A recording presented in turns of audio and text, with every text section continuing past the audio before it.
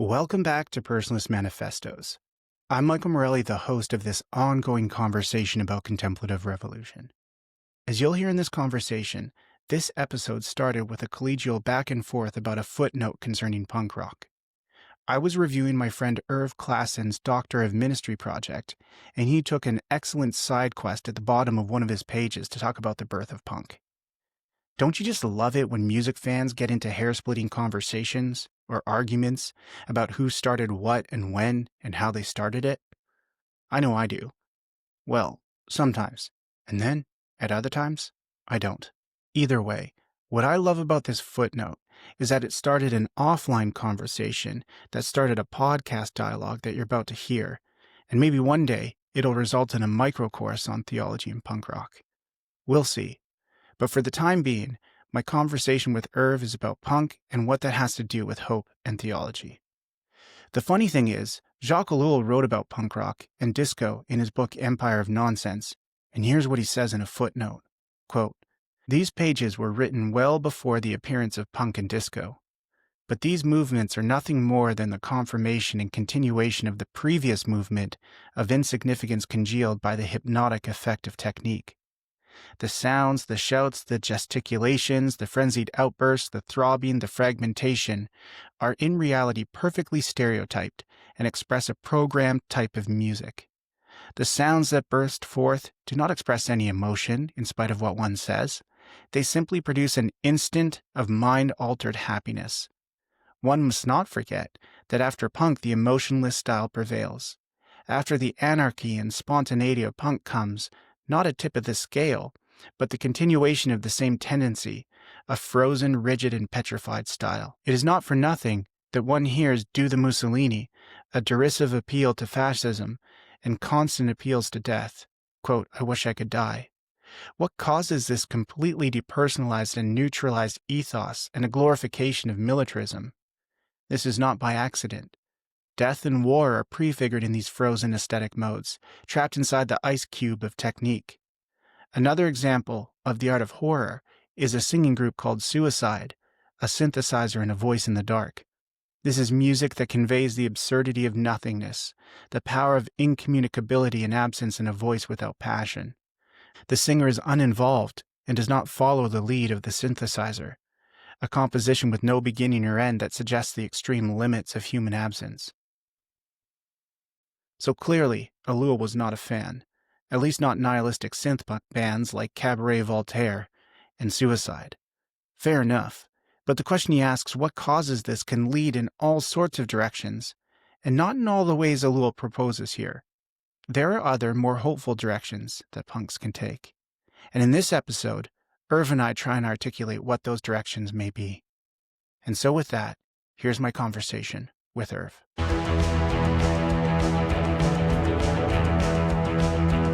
Erv Klassen, how's it going today?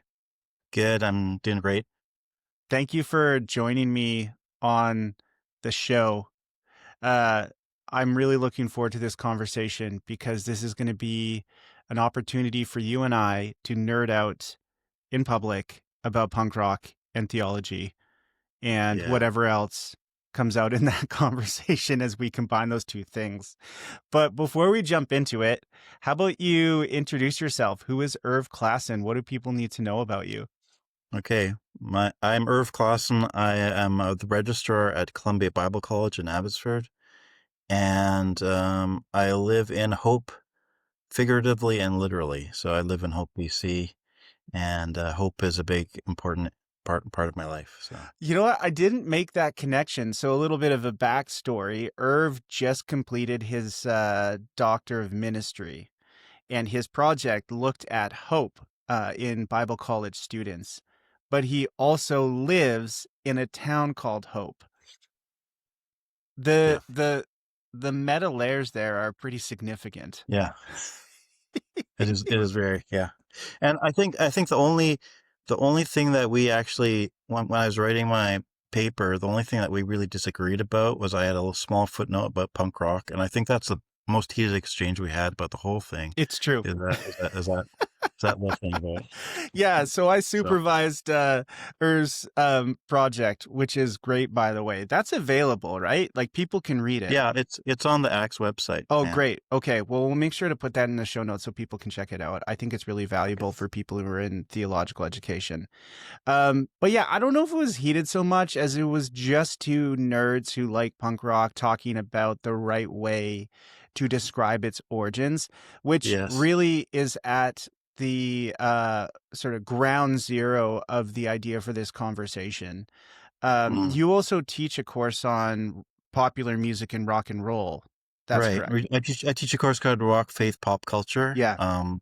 and in that course you kind of go through like music history, and but really kind of delving into um, kind of theology behind rock and roll. Yeah. And you do No, have it's a a, section on punk rock, right? yeah, we talk about it, yeah. You dabble. Um, yeah, we dabble, and it's a really a kind of really personal course for me. Like rock and roll is really part of my faith journey. It's like one important aspect of it. So to talk about it is yeah important to me. I remember when I was like 18, I was sitting in this like I grew up in the 80s, 90s, well not probably 70s, 80s, and it was kind of this like satanic panic, and we had this. I went to this Christian rock and roll seminar where they're just telling you how rock and roll is so bad. And I remember they're sitting there as a 18-year-old and thinking, these guys don't know how to exegete a 3-minute pop song. Why should I trust them with exegeting the Bible properly? And and that's kind of where this came from. I was like, this course is about let's learn how to better read the culture around us and learn to exegete things properly. So So people who are just getting the audio version here, my eyebrows just raised with that comment because I've never heard it put that way, but it actually makes so much sense to me that if you can't exegete a 3-minute pop song or any of the other things that Christian fundamentalists were panicking about and maybe even still panicking about, hmm uh, how can we trust their sensitivity to the biblical texts that we yeah, count as, yeah. core to our faith? Oh, I'm going to reflect on that one for a while. Well said. Okay. Okay, so what other, just to give people an idea of the other types of courses that you teach, like you teach spiritual formation and Yeah, pastoral spiritual theology as well. formation and history of Christianity is a big one for me. And I teach a course called um, what's it called? Uh, Classics in Christian Literature. So that's kind of my area is kind of historical theology and classical literature and spirituality mostly. So, I love that. And just as I hear that list of courses that you you offer, um, they all have an interest in the formational components of the yeah, Christian life and you bet. literature, music, these sorts of things, which at times when we talk about formation, it's often spoken about in terms of like discipleship or spiritual disciplines, which obviously are important, but hmm actually digging into um, art and media as also a part of our formation as disciples. I mean, Yeah, I could think and or talk about that for hours, which is what we're going to do, particularly from the perspective of music and punk music in particular. So yeah. here's the question that I think sort of always interests me is when did you first discover punk rock? Okay, that's a great question. Um, I am a little bit older than you. Hmm.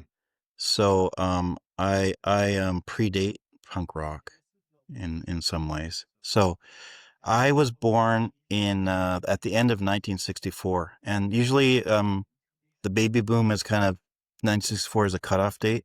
So I'm definitely Gen X. Like I'm the first of the Gen Xers, and so I grew up listening to the Beatles and stuff like that, but I never believed the Beatles. Like I'm like some of my old people a little bit older than me, they actually believe this stuff. So I already had that kind of cynical attitude towards that kind of hippie generation.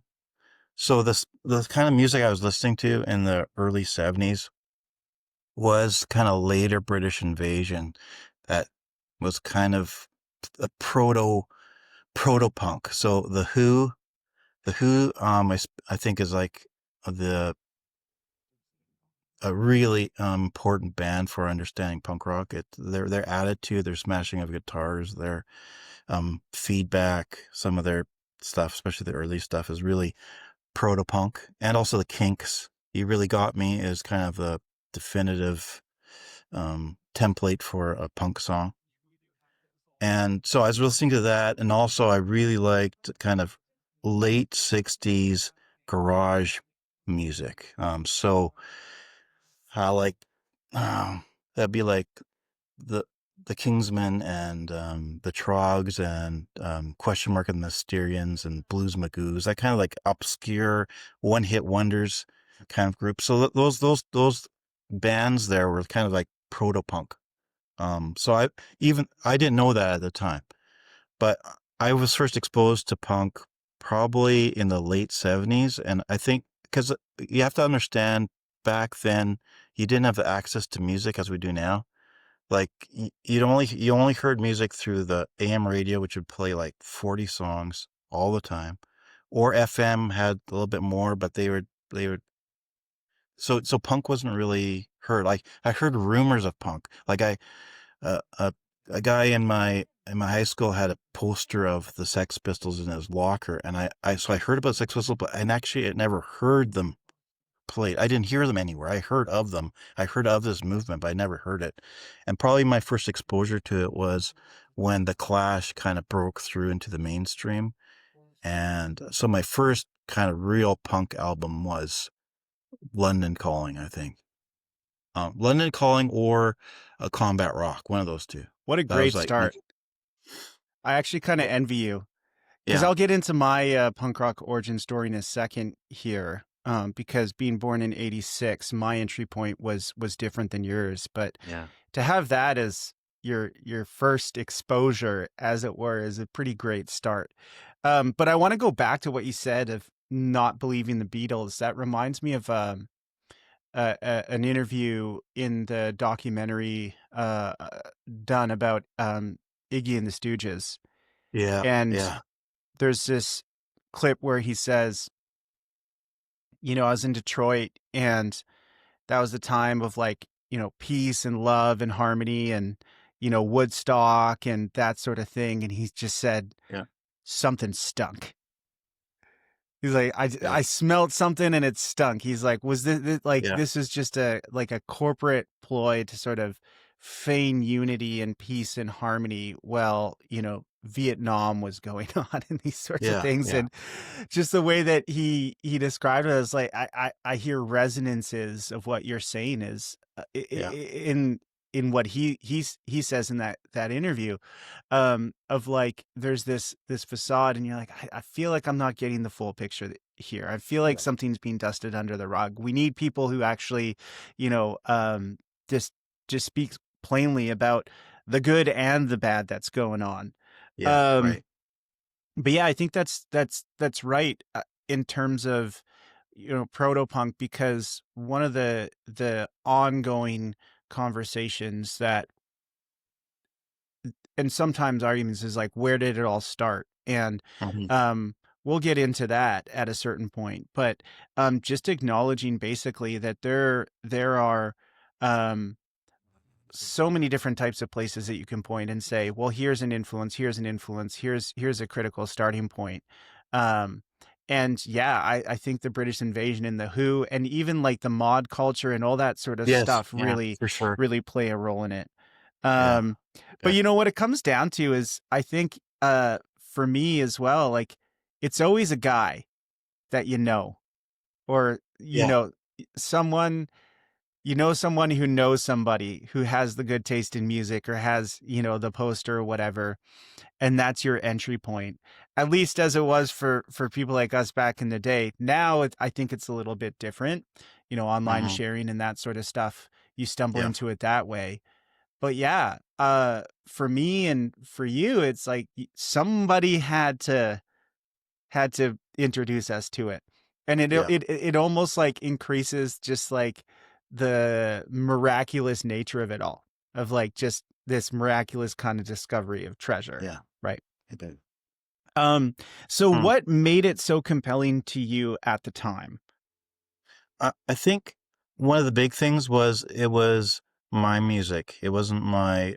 I'm the youngest sibling. My brothers are 11, 9 years older than me. My sister's like 4 years older than me. So they had their own music, but this is like my music. This is like coming from my generation, kind of. So I think that was important to me. And there's something about the. I mean, there's lots of different genres within punk. I gravitate toward like pop punk, kind of like really the catchy, going back to the basics. And there's something really mesmerizing about that, or just the simplicity of it, the kind of bring back to the basics, that kind of thing is really important. And I don't listen to punk that much anymore, but there's still when I hear a song, it just like I I recognize it. There's something about that. Like when I heard Green Day for the first time, I was like, oh yeah, I know exactly what this is. It was it felt home. Or there's something. Yeah, I think it's probably just like it was my music. It's just that's probably what I can best describe it as. Yeah. I'm the youngest as well in my family, Mm. 2 older brothers, all very close in age. Maybe that is something to do with it for me too, is it was my thing. So you're constantly trying to set yourself apart, so why not Mhm. pick the sort of Yeah, loud, aggressive, at times yeah. comical music to set yourself apart. So what makes it still compelling for you? Like why would, we set aside time to talk about this? Like what is it Yeah. that continues to resonate with you despite the fact that maybe it's not what you have on regular repeat all the time, but clearly it's stuck with you over the years. For me, I think for me, punk is more than just a style of music. There's something about the attitude of it, something about the philosophy behind it. The philosophy there, I think, is like radical music. It's going back to the roots. It's like throwing away all this art stuff, just getting back to the basic instruments. And for me, it's also theologically interesting of going back to kind of the basics. So that's kind of what intrigues me about it is that kind of Jesus was maybe a punk rocker going back to the essence of what the law was about, and the Anabaptists were the original punk rockers too. They were like going back to like the basics. So that idea of needing to go back and see what the root of things were and like digging into that. I think that's what compels me, or what's really compelling about it for me. Yeah. I would say that you're right. The radical reformers were the they were the punks of the Protestant For the 16th Reformation. century, yeah, Yeah, yeah, yeah. exactly.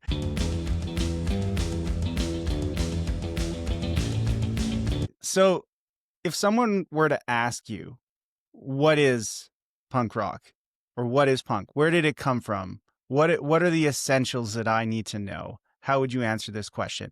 And I know that however you answer it or I answer it, Yeah. there are going to It's be gonna people offend who somebody. aren't, happy with it. But Yeah. but where do you start? I came across this.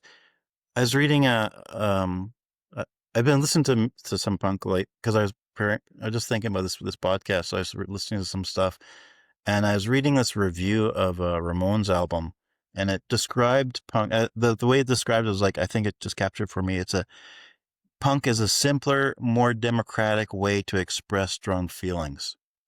A simpler, more democratic way, because what punk was is like it was like everyone could do this. It was like if you went to like a Pink Floyd concert in the 70s, no one left the Floyd concert saying, I can do that too. No one was thinking that.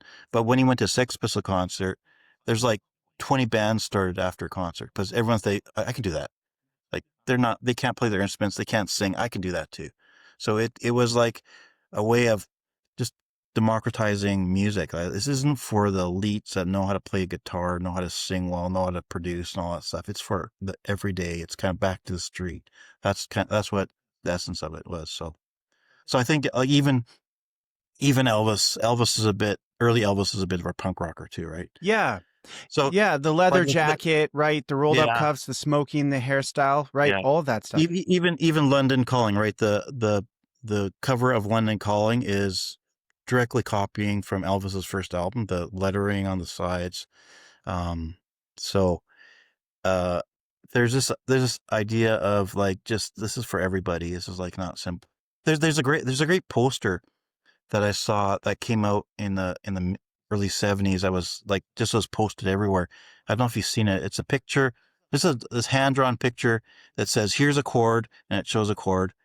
Here's a second chord. It shows another chord. Here's a third chord. Shows a chord, and it says start a band. That's all this poster said. Here's 3 chords. Start a band. That's what punk rock is about. Is like just this democratization of music. This isn't for the elites. It's for everybody. Yeah. Yeah, that reminds me of the TV show Freaks and Geeks. Do you ever watch Freaks and Geeks? No. Oh, it's great. It's like one of the original Judd Apatow series. Like all the Okay. characters who are in the Judd Apatow movies. It's like when they were younger, like Seth Rogen, Jason Segel, Oh, okay. um, and others. And they're the freaks in the 80s high school, and they're talking about starting a band, and they're talking about punk rock, and they're like, "Oh, we should learn some Ramones songs." Like, well, those songs only have 3 chords. It's like, it's okay, we'll learn one more. Yeah, yeah, yeah. But yeah, it is. I think we were touching on this a little bit earlier. If like there are bits and pieces of, I think, like the spirit of punk rock everywhere, right? So you talk about Elvis. The other, Hmm. when Yeah, you're talking about British Invasion, like the Rolling Stones as well, right? The less polished, more yeah, aggressive, but that's rooted in blues music. yeah, yeah, You can even hear um, proto-punk in Buddy Holly's music. It's yeah, like playing at a tempo that's just a little bit faster and a little bit more distorted, like Rave On. You can yeah, hear it almost getting to sort of yeah, that tempo and that attitude. But it yeah, did take people at a certain point in time to take those traditions, rock and roll, blues music, R&B, those sorts of hmm, things, and mix them together in such a way that they produce this sound that is often associated with punk rock.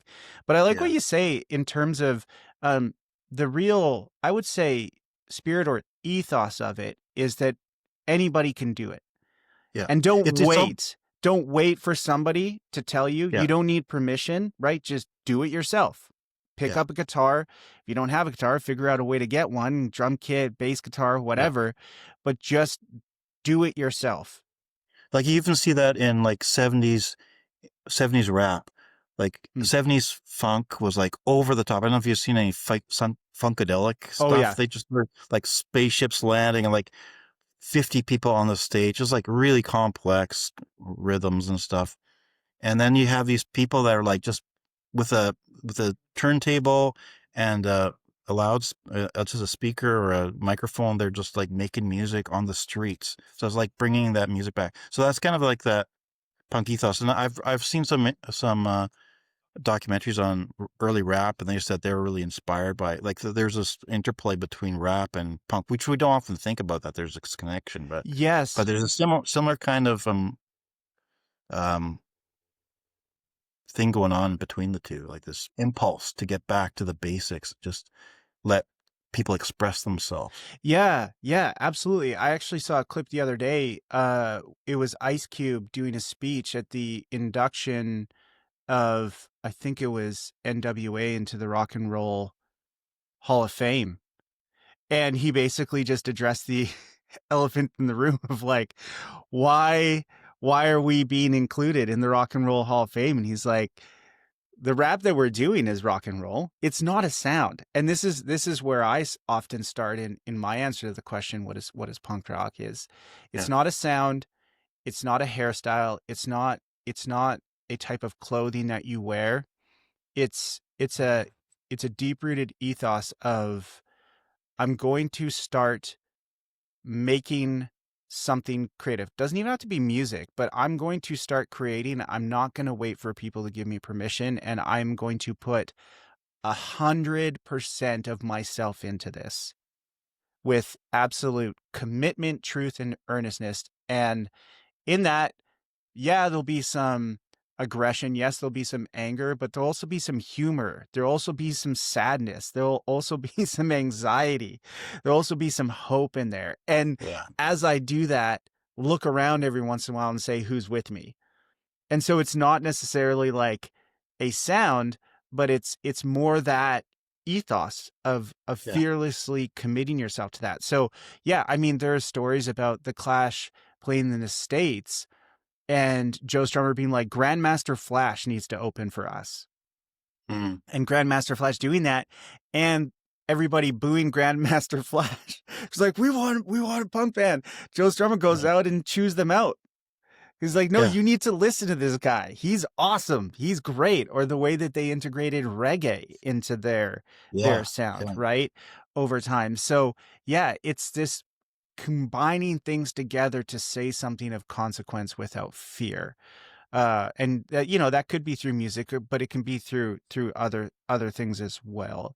Mhm. Mhm. You know, and then so I think that we're kind of catching the enduring ethos of it. And I think, like, practically speaking, if we want to talk about historically where it emerged or where the term punk originally uh emerged, it wasn't great. Like, it wasn't great to be called a Oh, yeah. punk. You Yeah. know, the term itself was a term used to describe somebody who provided sexual favors for things in jail. Mm. And I think it was William Burroughs talked about that because he was kind of the poetic, literary godfather of a lot of the punks in New York, right? They'd come and visit Okay. him. And I think there's a photo of like Patti Smith kneeling at William Burroughs' like feet or Wow. something. But he said something quite crass about what he thought punk rock was. But again, that leads us back to the spirit of like, it's the same with hip hop, where it's like, I'm going to take the absolute worst thing that somebody could say about me, and I'm actually going to turn it into art. I'm going to turn it into a joke. I'm going to turn it into Mm. I'm throwing this back in your face. Yeah. Yeah. What are you going to do about it? Right. So the performative nature of it is, you call me this, you call me that. All right. That's what I am. And I'm going to throw it back at you with just like a commitment and a fearlessness. So then, you know, the classic question is who was the first, you know, to strike punk gold? So what are your thoughts on that? This is where the The footnote fir really became a live discussion for you and I. the And yeah. first the first, it's probably New York City. I would probably the Ramones, I think. But, what do you think? What's your call? Yeah, I would say so. The CBGB Yeah. bar concert venue was kind of um a laboratory for what, you know, became known as original punk rock. Yeah. Which again speaks to the just like the actual mixed bag in terms of where it started, where you have um Patti Smith, you do have the Ramones, which is like that classic punk sound, but they were saying like, we were just taking bubblegum R&B pop Yeah. songs and playing them super loud and super fast. But Yeah. you Yeah. also get within that like Talking Heads, Yeah, you got a you lot of get variety there. Television. Yeah. So there's such a variety there, but but it's that sort of core ethos that we're talking about that Right. brought them all together and really a physical space. David Byrne's book, How Music Works, talks a lot about this, about how Right. physical space is so important to music. And he basically says, I'm not so sure that we could have came up with the music that we did were it not for the CBGB space. Yeah. But your point that you made in our back and forth was that, yes, that was a subculture that really was the sort of birthplace, but it took Malcolm McLaren seeing that and sort of bringing it to the UK and um, operationalizing it a bit, promoting it a bit, forming the Sex Pistols, Yeah. getting them into the sort of public eye. That was also a critical part of it Yeah. too. So I think it's, it's a both and. It's both and. Yeah, I think the British was important. The British punk scene was important because it kind of broke punk through to the mainstream more. And I think at the time the UK was more open to it. I think the UK in the mid '70s was dealing with a lot more poverty. Yeah.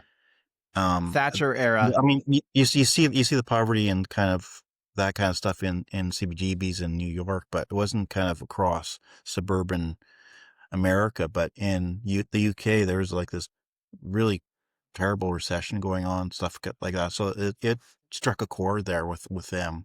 It took a while. It took different form in the United States. It had to take on a more different, like Devo it's a different kind of punk band than the punk bands of the UK, right? So Yeah. Yeah. so I can't remember which book it was that I read, but they do talk about this in terms of what it was like in the States, and then what it was like when the American punk bands came and toured in the UK, and like they met for the first time. And yeah, apparently like the Ramones and others were kind of surprised by just how standoffish and politicized the UK version yeah, was, of like, mhm, historic meetings of like them meeting the Clash for the first time, and they're like, yeah, "Are they gonna fight us?" Like, yeah, in the States, it seemed more like we're just having a laugh here. Like we're just having yeah, we're just letting off steam. Like this is kind of a joke, but there's some anger there. But it was more goofy, and Devo, of course, is an example of that. But then you get anarchy in the UK, and you get the identification of punk rock with more political philosophies yeah, and yeah, questioning of the establishment and that sort of thing. Um, and so I think that's a helpful distinction to make. right. And And didn't really catch on in the same way in North America until probably the '90s with the Nirvana. Probably is where punk broke through in a mainstream way as that kind of similar flavor than it did in the UK. Yeah, yeah, and I think that actually gets me at another side of it, is that there's a reactionary component to this ethos that we're talking yeah, about, where when music gets too decadent, when it becomes too 7-minute guitar solos, yeah, spaceships coming down from the ceiling yeah, at a yeah, yeah, concert, or it's hyper reliance on synthesizers and drum machines and hyper production like you see in the 80s. yeah, There's often a reaction to that of a back to basics, less of polish, less of a sheen, right? So grunge yeah, can be seen as that sort of reaction to the yeah, the yeah. 80s era music. And there's always that cycle of like punk and then art and punk and art, and they're both legitimate expressions because art once you learn how to play your instrument and you get better and you want to express yourself in new and interesting ways, and so you kind of develop this thing, but then people want to go back to the basics again. So there's always this like building of this thing and then breaking it down again, right? So I think both are part of the the wave of music, is that kind of tension between art and punk, and goes back and forth again, right? Yeah.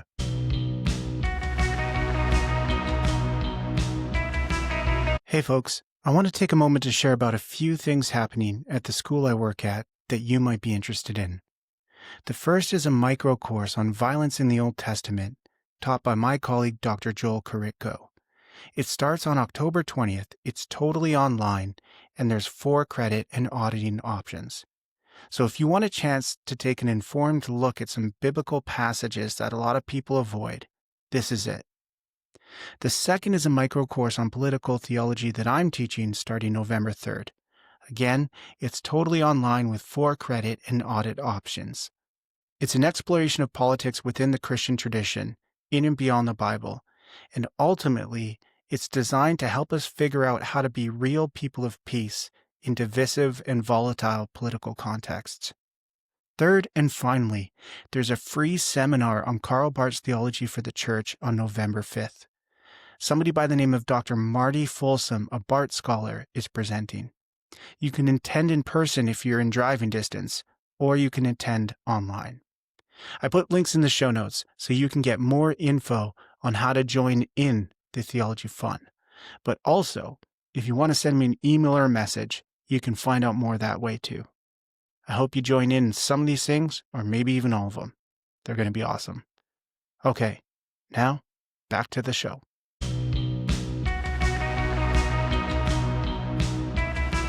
That's something that I've noticed online is, have you listened to the band Turnstile at all? Mhm. They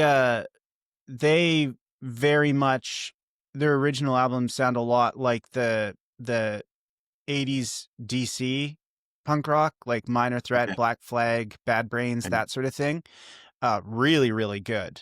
And now their sound has evolved a little bit where they're bringing in more melody and yeah, just evolving. And it's just fun to talk about. And sometimes it's just what's like dragging out. But a lot of people are like, well, are they still hardcore? Are they still yeah, hardcore? And they're like, well, what's more punk rock or hardcore than yeah, growing and have people question if you're like really hardcore, right? So it's just this thing like, oh, they just want to reach a bigger audience, crossover, that sort of thing. I mean, I do think it is encouraging that the term sellout is not as prevalent as it used to be when I was in high school. But mhm, there is always this thing of like, oh, are they really true punk rock? Are they, yeah, forsaking their roots and that sort of stuff? But yeah, giving people space to evolve, I think that's just like, hopefully we're doing that. yeah, Yeah. yeah.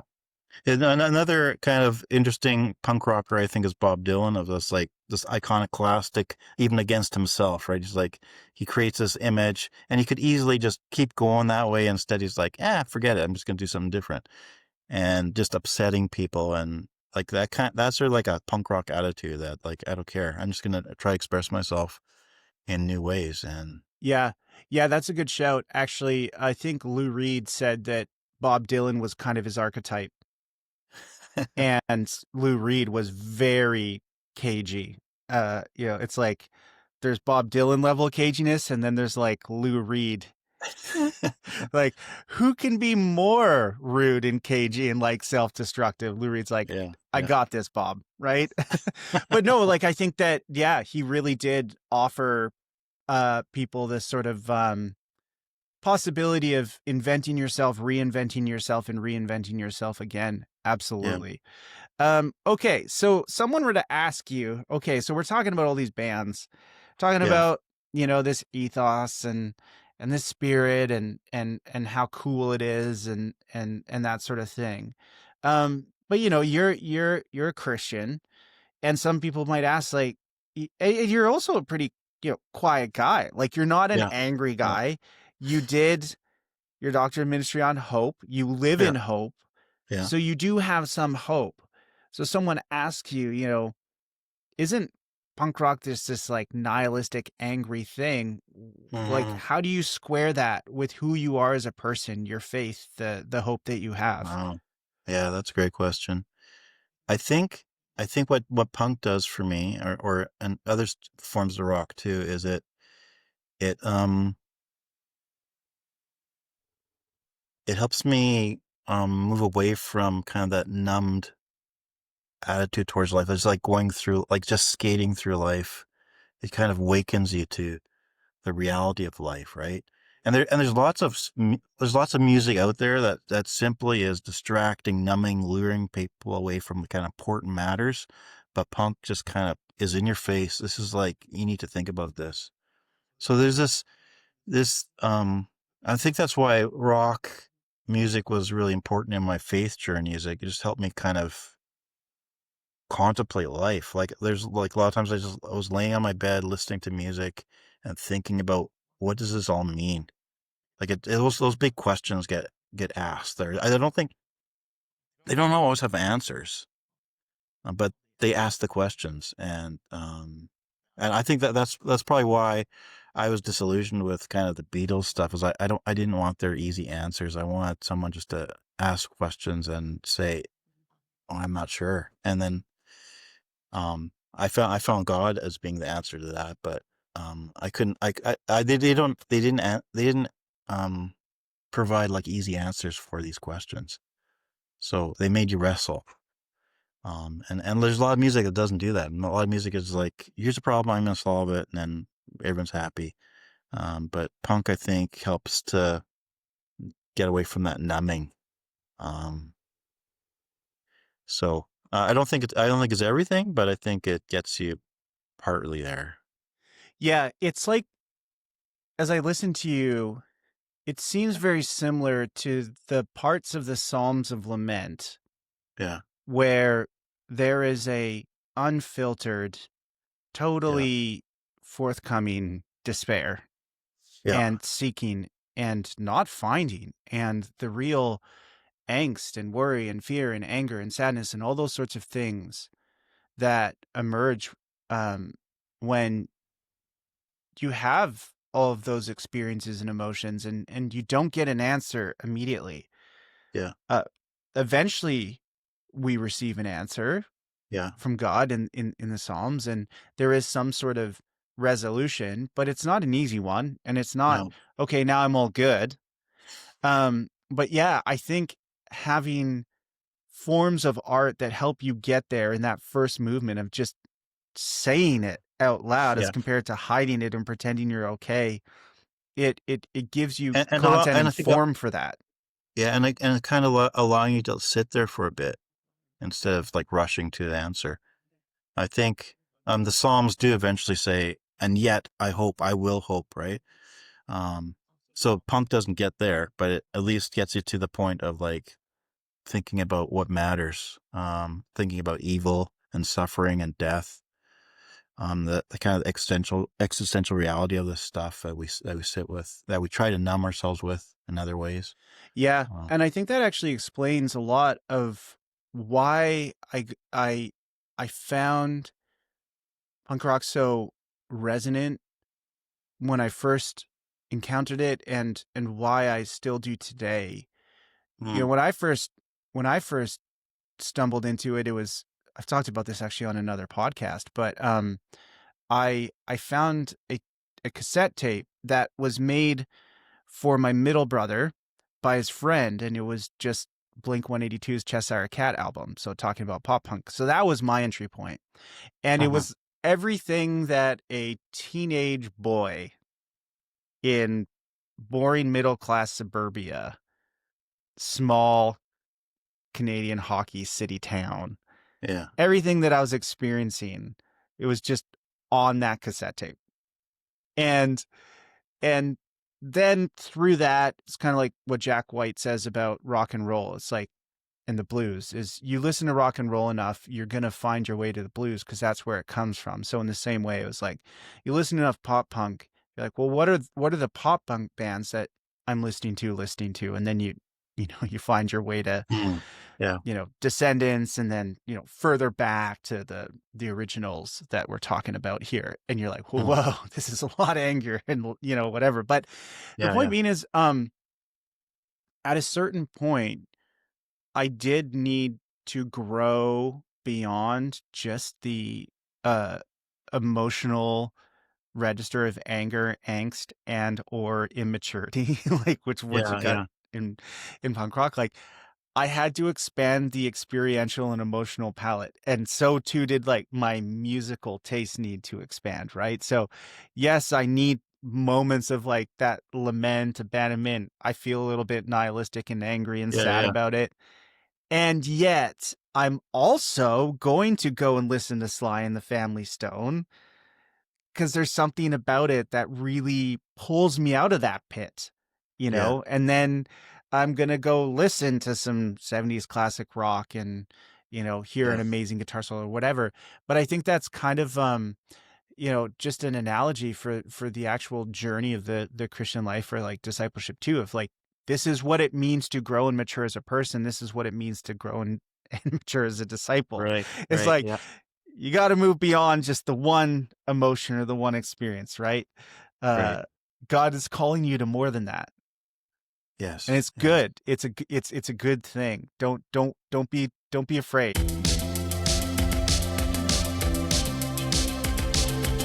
Okay, so what would you say, in short form, what is the enduring value of what we're talking about for today? What what is this what does this ethos give us for today? Um, I think this like this search for meaning, I think is the key thing. Again, I think it's pointing towards something. I know what it's pointing towards, or I feel like there's the questions it's answering. I found where it's pointing towards, but if I just stayed there, I think it would be very depressing. Um, but yeah, I think I think that kind of the search for something more, right? This for meaning and understanding of what's going on. Yeah. Yeah. And also I think another important aspect is this like really a critique of any kind of simple system that tries to fix everything. Like whether that's the political right or the political left, like just being disillusioned with that, like moving towards like this isn't the answer. Just making a political position uh, a faith proposition. Yeah. It's like saying none of this is gonna work, right? So this that kind of like disillusionment with any kind of simple answers that are coming from the world is what attracts me and still is compelling to me, I think. Yeah. Yeah. What you're saying reminds me of a quote from Joe Strummer, and I can't remember all of it, so I'm paraphrasing it, but he's basically like, we are anti-violence, we are anti-fascism, we are pro-creativity. And I think that, for me, captures the enduring value of what we're talking about for today. And I think is just a version of saying what you just said. Hmm. So very, very finally, Yeah. I know it is impossible to pick like top 3 all-time Okay. favorite albums, but Yeah. what are some of your favorite off the top of your head? You gave me heads up on this one, so it made it easier. Okay, you So you were up I, so I did late last I night I agonizing. worked I worked hard on this. I want to hear yours too after mine, but Sure. okay, here's my first one. This is like a very obscure album. I'm not sure if you've ever heard of it. It's called Nuggets: Original Artifacts from the First Psychedelic Era, 1965 to 1968. I were those so that's like the British like psych garage rock type stuff, right? And it's got all this Yeah, like yeah, those are yeah. great music collections. It's was put together in 1972 by Lenny Kaye, who was a guitarist for Patti Smith. And so it's just a bunch of like one hit wonders of these garage bands from that late 60s. And that became like the template for punk rock, this album. So this album is like this just really strange, bizarre songs on here, which I love. This is just a great album. That So that's a good choice. So you were able to pick one. Nuggets. Well, that's one of them. Okay, That's yeah, my that's one of them. Nuggets, original artifacts from the first psychedelic era. I don't know if you can even get it. I think there's like playlists that show it now on that you can get, but I haven't seen the album lately. Um, the second one, this might be controversial. This is like a pretty important album for me, but the Go-Go's Beauty and the Beat. Um, it's really a pop album, but it's they do a great job of blending punk and 60s surf music together. So came out in 1981. This is like the first album I ever bought um with my own money. My first like new album I ever bought, the Go-Go's Beauty and the Beat, and it was like this beautiful kind of pop punk surf music album. I don't know if you ever heard it, but Oh yeah. it's pretty good. Oh yeah. Yeah. Oh, that's good. Oh, And great choices. probably my third one. I have a lot of things there. I have like 5 albums, but, the 3rd one is probably L London Calling, The Clash. And even though that's kinda they're almost moving past punk at this point at London Calling, but it just that was a really important album for me, when I was younger, and I still listen to it occasionally, and it reminds me. Um, and then the 4th one, I'll give one more, Green Day, American Idiot. Mm. There's something about it that just, was so familiar when I heard it. It's also really, pulling from The Who a lot. Like, you see, like, the rock opera aspect of from The Who. The main character in American Idiot is Jimmy, which is the same character as in Quadrophenia, so there's pulling lots of stuff from there. So, I think those 4 would be my kind of main ones. Nuggets, The Clash, London Calling, Go-Go's, Beauty and the Beat, and American Idiot, Green Day. So, Those are great how about choices. yours?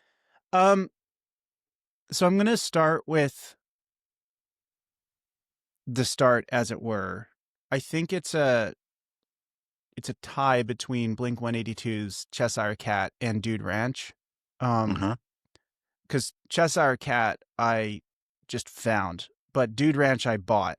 And what's interesting about that is I mentioned it earlier, but there's this whole thing of selling out when I was in high school, and punk rock was becoming a little bit more popular with pop punk. I mean, there was Mhm. that label in the 90s grunge era too, of like, oh, that band's a sellout, whatever, whatever. Yeah, And yeah. that could really actually, like, I mean, the word wasn't used at the time, but cancel, right? Like it could really cancel a band off the list of like who you would tell people you listen to. Um, and so by the time that I got into Blink 182, they started to be called sellouts, and it just actually became uncool to listen to them. It was cooler to Mm, listen to whoever the more elite punk rock bands were, right? yeah. And it was this weird thing where you could prove how genuine you were based on the bands that you knew about that other people didn't. Mm, And it's been interesting to see how music culture has evolved, where now it just seems like people are unashamed about what they listen to. I think social media has really opened it up of like, oh, yeah. well, I It's listen to Americana folk rock and death metal plus hip yeah. hop and, Just pop this music and yeah, yeah. whatever. And everybody's like, that's cool.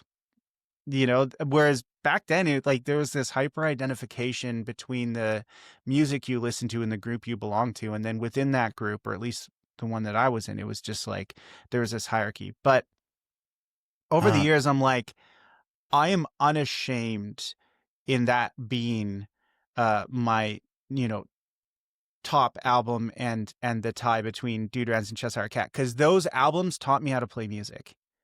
I mm, found my dad's bass guitar and I taught myself how to play those songs using my ear combined with tablature.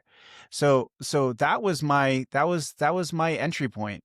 Um, then I would say, uh, I mean, London Calling. Like, I don't. There's one way to listen to that album and be like, okay, that's when they left punk rock. Or it's like that's actually when they became more so, where they started combining things that um, couldn't be limited to any one genre or yeah. aesthetic. Um, which is And why it's so bloody listenable. It's so yeah, good, right? it's very it's like if you listen I listened to the Ramones album the other day, and it's like, wow, these are all sound exactly the same, Yeah. but there's so much variety in London Calling. Yeah. So I'm working I'm kind of jumping around here. So yeah, London Calling.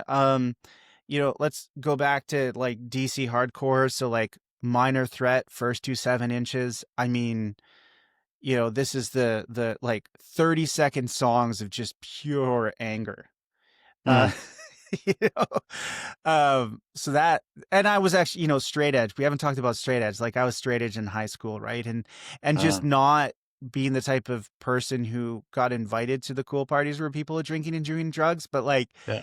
straight edge, Minor Threat, that whole thing, made it so that like my not being invited to those things and my not being cool was actually like a point of pride for me. It wasn't like a point of shame for me. For the uninitiated, straight edge is originated with the band Minor Threat and this idea of no drinking, no drugs, no promiscuous sex. It was a way for, like, Christian kids to have something cool to identify with, to, like, bow out of those things. Yeah. Okay, so then let's see. And then, Iggy and the Stooges' Raw Power. Okay. That's just a great album front to back, and really, I think, set off a lot of things, and inspired a lot of people. So And a lot of different genres came out of Iggy and the Stooges. Like totally. glam rock came out of there too, and Yep. punk, and even heavy metal-ish stuff came out of there. So Yeah. Yeah. I'll throw one more in there. Joy Division, Unknown Pleasures. The bringing some melody and some synth, of course, New Order, yes, coming out of that, but the sort of post-punk as well. yeah. Yeah, those would be the ones that are top of the list for me. But I also Okay. did a whole list. So what I'm going to do actually is create a list of albums that people can check out in the show notes if they want to Okay. discover, just remember things that you and I are just raving about here. Yeah. Okay, well, thanks for your time. This is great. Well, it's been fun. Yeah. Thanks. Yeah, and actually, we've also talked about maybe you do a rock and roll and faith course, but Yeah. we've actually thought about maybe doing a punk rock and faith course. So if people want Erv and I to do that, you need to tell us. Tell us online. Is this something that you would come to? But yeah, thanks for your time, Erv. It's been really great to talk to you about these things. It's good to talk to you again. Take care.